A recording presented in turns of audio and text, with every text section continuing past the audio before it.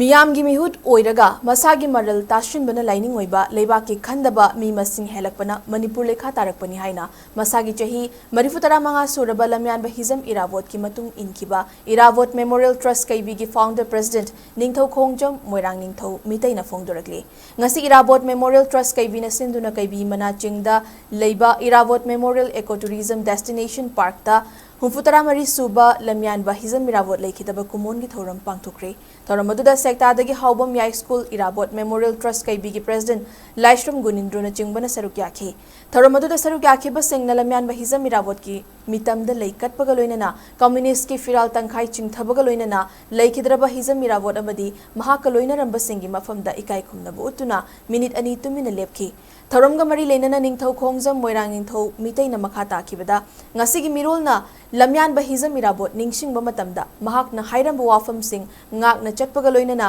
mahakna chatkibali chat tamdrabadi mahak pu ningsingbagi wahan thok leiroi lamyan bahizam irabot su utlau AC dagi vote karaktuna miyamgi mihut oikhe mahakna mihut oiringai matamda masagi maral mathum tashinbagi mahutta ningthauna piba fam kathoklaga miyamgi thabak tawkhi mahaki lichar asimak ngasigi mihut singna tung inarabadi miyamna hauzik wariba asi waram loi haiki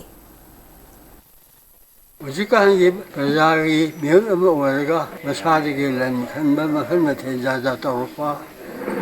yaudabnate ai misakti haiwa yaubido raigodi adunate mihut oihi ulauda nambonda thamoi sena thabak phajana sumna tawra kanda dani adugi khunai so miyogi nuaina ba tamna khini ya alamana tambiri mase asumba salaba asumba tawdana nuai minaga ba oirame asumba tawwa imere singna apipa municipality khangde pasai khangde asumba tawwa maruna asumba tawra de ko loiwa aminani abaga ga thajenani